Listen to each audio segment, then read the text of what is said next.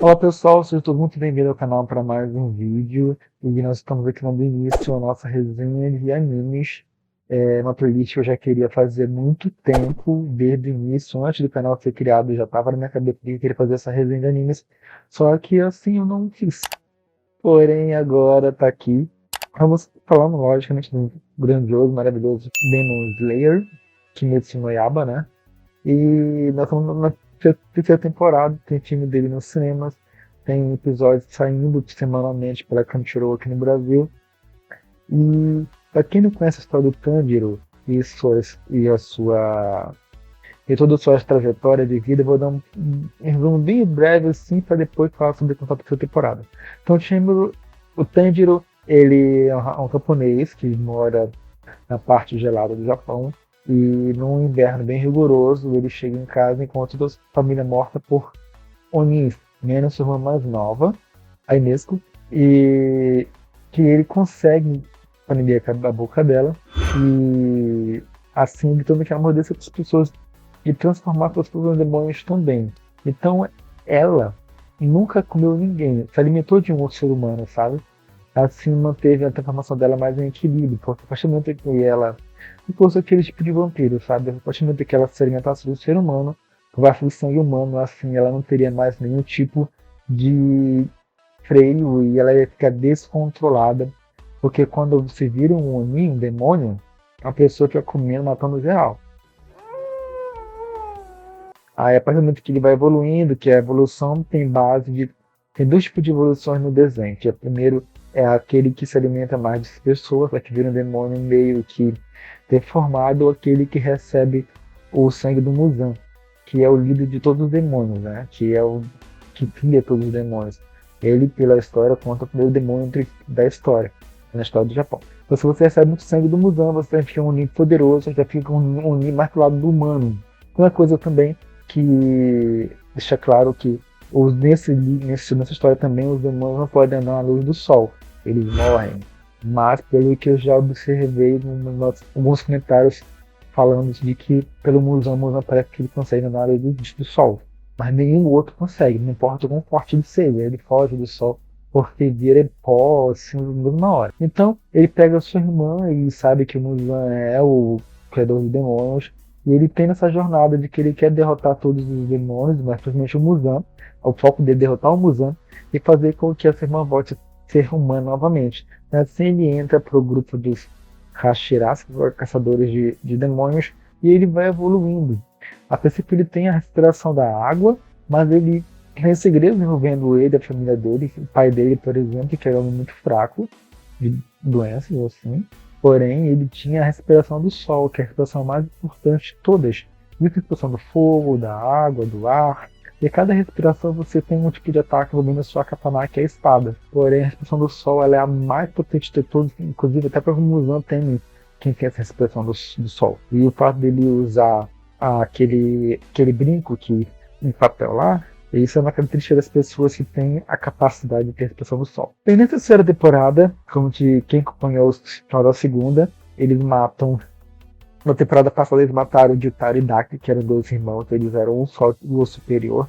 E essa foi a primeira morte do Lua Superior em mais de 113 anos. E com a morte e derrota deste Lua Superior, Muzan ele decide chamar todos os Lua Superiores restantes, do 1 ao 5.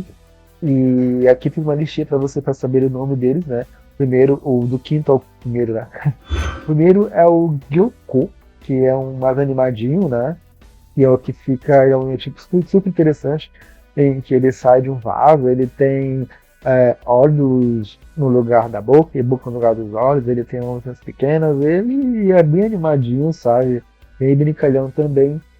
E o quarto, é o Hunter, que é o mais medroso, sabe? Tanto que vamos ver vai desse Hunter por causa que ele recebeu uma missão do Mozan junto com o Doma. E ele é muito medroso, tem uma cara de. O rosto dele lembra, é baseado nas máscaras de demônios japoneses. Os japoneses usam essas máscaras, algumas para dar boa sorte, outras para dar espírito e tudo mais. Então ele tem esse ponto de personagem medroso, aparentemente fracote, mas tipo assim. Lembrando que ele é o Superior 4, ele tá cima do Gyoko, né? Que é o cara que tem a boca nos olhos, os olhos na boca. Então, tipo assim, ele só parece ser fraco, mas ele não é, com certeza não é. Então, de todos, eu tô bem. Ele acho que é dele o primeiro é o que mais me chama a atenção de querer saber como é que é a personalidade dele. No quarto lugar, temos o nosso Akata, né? Maravilhoso. E que tem uma rixa do Tanjiro com ele, por causa que ele matou lá no Mugen Ten, que é no primeiro filme da segunda temporada, né?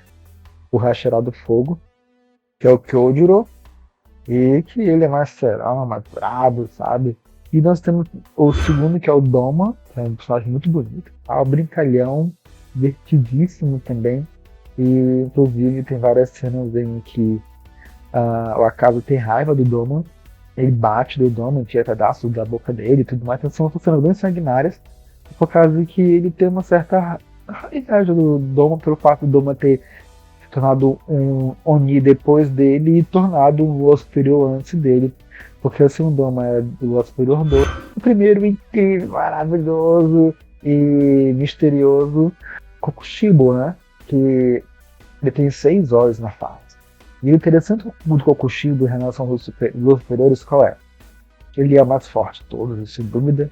É que quem sabe do desenho, como o Kokushibo é, seu cabelo, suas vestes e tudo mais, ele é igual os samurais da dança do fogo, sabe?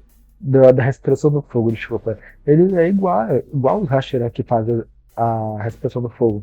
Isso é interessante de saber por causa de que os Hashira não se dobram aos demônios. Porque às vezes um demônio que ele tem interesse numa pessoa forte, ele oferece para que ele se torne o demônio junto com ele para aumentar as forças, né? Como o próprio Akaza ofereceu isso pro Kyojiro, às vezes ofereceram também pro Tanjiro também.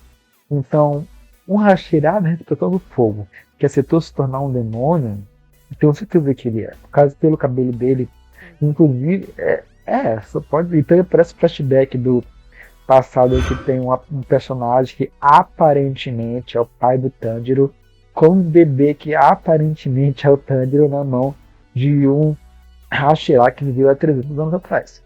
E esse Hashira é idêntico a esse demônio que é o Kokushibo. Então, nossa, tem muito mistério nessa parte rolando aí. Então, ele, que é o maior de todos, eles reúnem eles para falar sobre isso daí. E fala sobre o tal de um lírio da Aranha Azul, e que eles não encontraram ainda, né? Eu não imagino que seja esse lírio ainda, porque eu não li o mangá, mas pode ser algo que torna ele muito mais forte, ou possa ser algo que faça com que eles não tenham mais medo de andar pelo sol, que não morram mais por causa disso, né? Aí ele manda em missão o Doma e o Hunting para juntos verificarem sobre a família Buyashiki e para ver sobre este para ver sobre esse problema que tem a ver com esse lírio também, mas pelo que eu soube, lá para mim não ficou claro, mas pelo que eu sei também pela sinopse antecipada, de que eles vão enfrentar juntos o Inosuke, o Tanjiro com Hashira e seus amigos. E pulando ali, o Tanjiro, depois da luta que teve lá no distrito do entretenimento contra o Gyutaro Yadaki, ele recorda do coma após 2 meses. E ele tem essa espada quebrada, só que quem o fez, que é o ferreiro, não vai fazer mais. Assim, ele é orientado a ir para a Vila dos Ferreiros. Lá ele conhece a Hashira Kanrod, que é muito bonita, e que ela disse que ela é muito forte, e ela está em busca de um homem forte para se casar.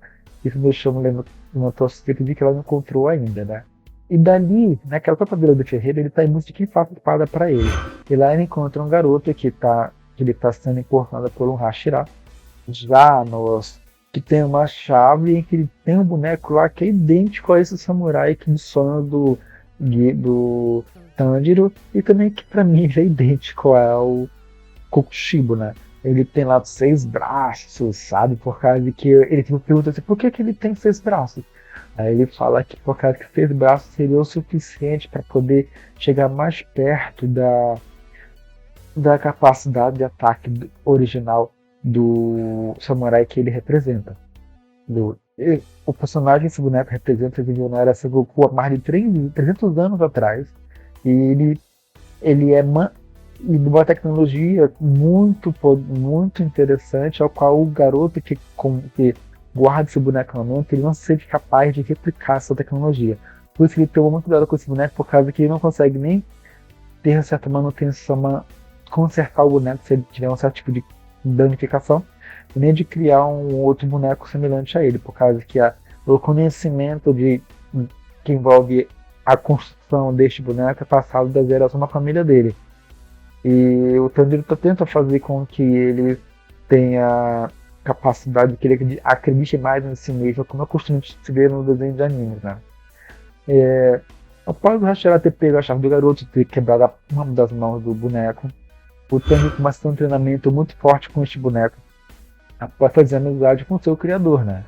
E ele é super surrado, só que o menino troca as espadas por pedaços de madeira. É engraçado de observar que, como a gente sabe, o Tanjiro tem um nariz muito bom. E ele, toda vez que ele sente o cheiro, ele sente a entrada para dar o golpe certo. A gente observa no desenho que uma linha, ela aponta, uma linha branca aponta para a parte em que ele tem que acertar para poder dar o golpe final. Neste caso aqui, ele está começando a sentir, depois de ter um treinamento tão exaustivo, ele está começando a ter uma visão diferente, sentir um cheiro diferente. Ele consegue sentir um cheiro que antecede essa linha do ataque, a linha de abertura de ataque, né? Isso faz com que ele consiga prever muito melhor o ataque do inimigo. E depois de todo o treinamento, ele consegue dar um golpe no boneco e ele quebra. E dentro desse boneco tem uma espada. E pelo que eu observei, essa espada é a mesma espada que era do samurai que o representa. E que, lógico, né? Pelo que acredito eu, assim, eu estou torcendo que o Tanjiro vai pegar essa espada para si, para poder usar nas suas lutas, né? E eu espero que essa espada, porque esse samurai, ele é um boneco, representa um samurai que também é um que faz a respiração do sol, que ele venha conseguir ter a capacidade de desenvolver sua técnica de expressão do sol muito melhor, né?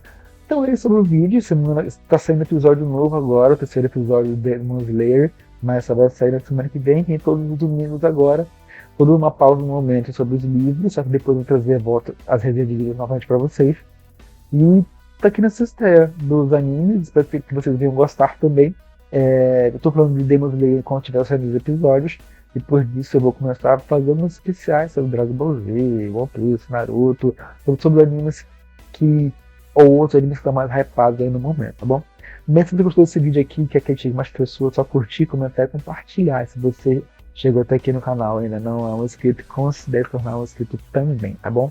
Lembrando que na descrição do vídeo existe uma agenda que você consegue acessar e ver que cada dia da semana eu posto o que, tá bom? Fique todos com Deus até o próximo vídeo e tchau!